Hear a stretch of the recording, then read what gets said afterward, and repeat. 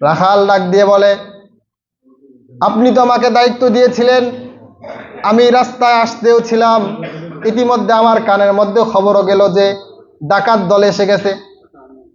আমাদের সামনে যত উট বাহিনী ছিল, মানুষের কাফেলা দলগুলো ছিল, সব দলকে ডাকাত আক্রমণ করে তাদের সম্পদগুলো নিয়ে নিছে।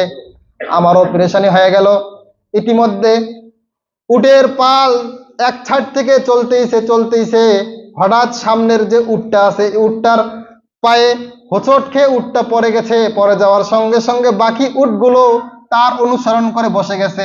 জাকাতের ব্যাপারে রাসূল সাল্লাল্লাহু আলাইহি ওয়াসাল্লাম বয়ান করতেছেন একদিন। কি বয়ান করতেছেন? যারা জাকাত আদায় করবে তাদের সম্পদ আল্লাহ বাড়িয়ে দিবেন। যারা জাকাত আদায় করবে তার মালের জিম্মাদার আল্লাহ রাব্বুল আলামিন হয়ে যাবেন। এই বর্ণনা একদিন আল্লাহ রাসূল সাল্লাল্লাহু আলাইহি ওয়াসাল্লাম মসজিদে নববীতে দিচ্ছেন। এর মধ্যে এক ইহুদি মহিলা, আস্তে কথা বল, এক ইহুদি মহিলা তিনি রাস্তা দিয়ে যাচ্ছিলেন।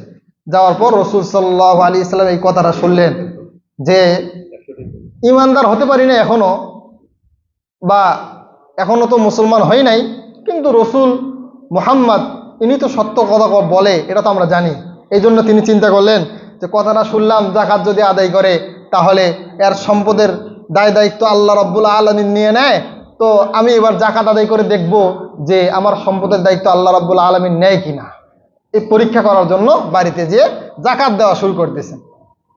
যখন জাকাত দেওয়া শুরু করছেন তখন অন্য অন্য মহিলারা বলে, কিরে তুই কি মুসলমান হয়ে গেলি নাকি, তুই কেন জাকাত দেওয়া শুরু করছিস, এটা তো মুসলমানের কাজ। বলে, না না, এত পাগল নাকি, মুসলমান হব না, বরং এবার মুহাম্মদকে মিথ্যা সাব্যস্ত করার জন্য আমি এই কাজ করতেছি। কারণ মুহাম্মদ বর্ণনা করেছেন যে যে ব্যক্তি জাকাত আদায় করবে তার সম্পদের দায়িত্ব আল্লাহ রাব্বুল আলামিন নিয়ে নেবে, আর আমি এবার দেখবো জাকাত আদায় করলে এর সম্পদের দায়িত্ব আল্লাহ রাব্বুল আলামিন নেয় কিনা।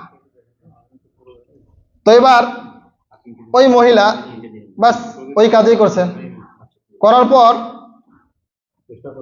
দান সৎকা করে তার সম্পদের জাকাত দিয়ে দিছে।